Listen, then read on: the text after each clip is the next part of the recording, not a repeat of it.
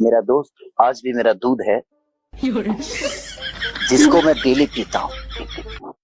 इसको मैंने नहीं छोड़ा। मैं सारे मेरे स्कूल के लोग दोस्त आए, मेरे गांव के दोस्त आए, सब अपने काम में हो गए, जो मेरे साथ नहीं रह पाए, सबके अपने जीवन हो गए।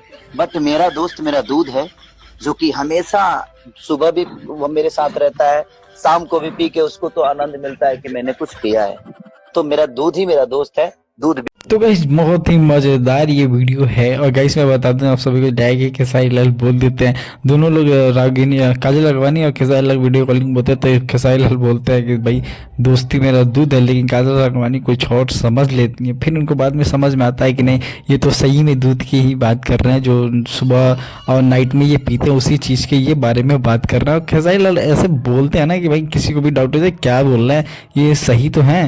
तो गाइस मैं बता दूं, हमारे चैनल को सब्सक्राइब नहीं किया तो प्लीज़ चैनल को आप लोग सब्सक्राइब कर लीजिए और आगे देखिए कि क्या क्या रिएक्शन देती हैं। मतलब काजल अगवानी एकदम शॉक्ड हो जाती हैं, भाई क्या खेसारी जी ने क्या बोल दिया।